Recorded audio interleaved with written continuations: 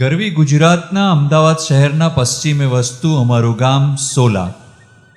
આશરે 7,000ની વસ્તી ધરાવતા ગામની સ્થાપના સને 702માં થઈ. એવું કહેવાય છે કે ગામમાં 16 જ્ઞાતિઓનો વસવાટ હોવાથી આ ગામનું નામ સોલાથી ઓળખાયું. અતિથિ આદર સત્કાર અને એકતામાં આ ગામ સોળાની છે.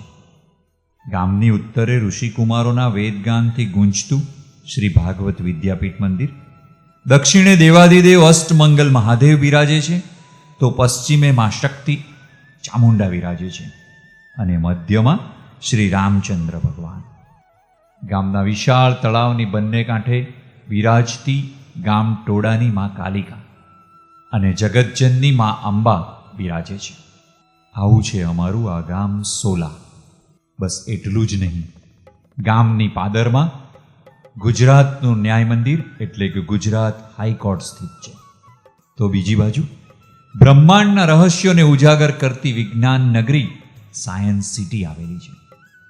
એક તરફ દર્દીઓના દુઃખ દૂર કરતી સોલા સિવિલ હોસ્પિટલ, તો બીજી બાજુ ભારતીય સંસ્કૃતિના હૃદયસમા વેદગાનોના અધ્યયન કરાવતી વર્તંતુ મહાવિદ્યાલય ભાગવત વિદ્યાપીઠમાં સ્થિત છે.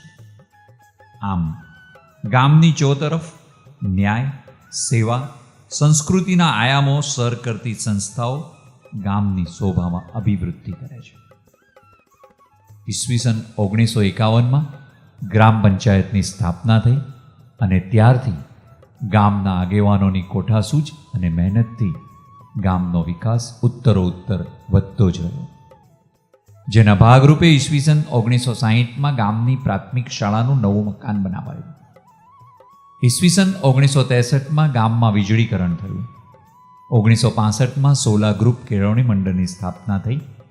1965માં સોલા માઈ મંડળની સ્થાપના થઈ. 1967માં ભાગવત વિદ્યાપીઠનો શિલાન્યાસ પૂજ્ય રંગઅવધૂત મહારાજના હસ્તે કરવામાં આવ્યો.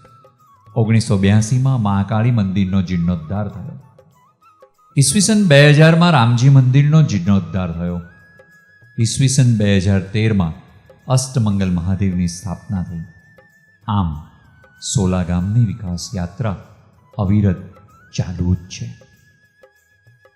લગભગ 2-2.5 વર્ષ પહેલાં ગામ લોકોને મા મહાકાળી, મા અંબા અને હનુમાન દાદાના મંદિરના નવનિર્માણનો વિચાર આવ્યો અને આખું ગામ એક થઈ આ કાર્ય માટે તૈયાર થયું અને હર્ષોલ્લાસનો માહોલ સર્જાયો.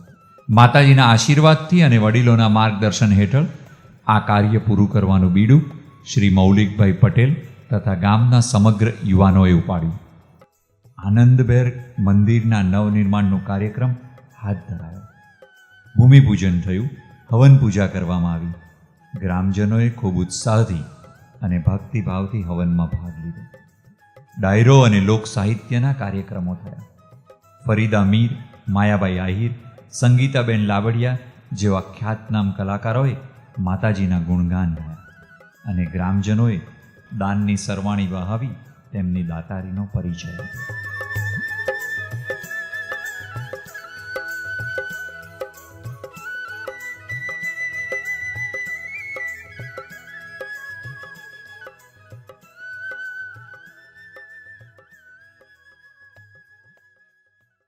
સખત મહેનત, લગન અને ભાવથી મંદિરનું નિર્માણ કાર્ય સમય મર્યાદા કરતાં વહેલું પૂરું કરી યુવાનોએ તેમની કાર્યસૂઝ અને મહેનતનો પરિચય કરાવ્યો. અને હવે સમય આવી ગયો છે મંદિરમાં માતાજીની પ્રાણ પ્રતિષ્ઠાનો. તો આવો સૌ ભેગા મળી આ પ્રસંગને હર્ષોલ્લાસભેર એક થઈ દીપાવીએ.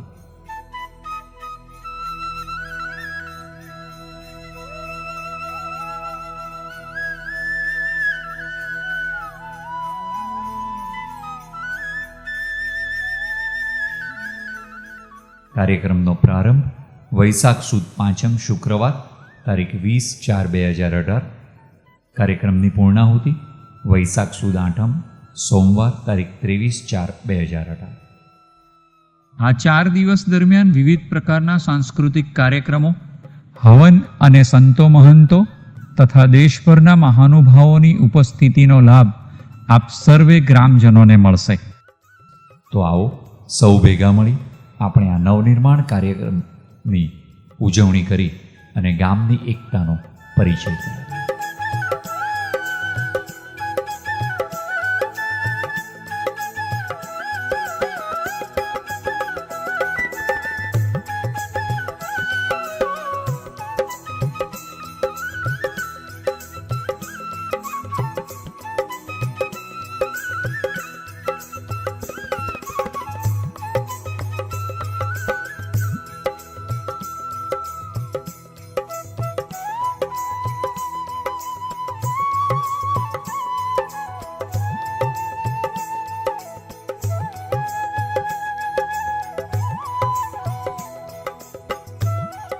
આ કાર્યક્રમનું જીવંત પ્રસારણ આપ www.solagam.com પર નિહાળી શકશો તથા ફેસબુક પર અને યુટ્યુબની લિંક વેબસાઇટ પર મળશે.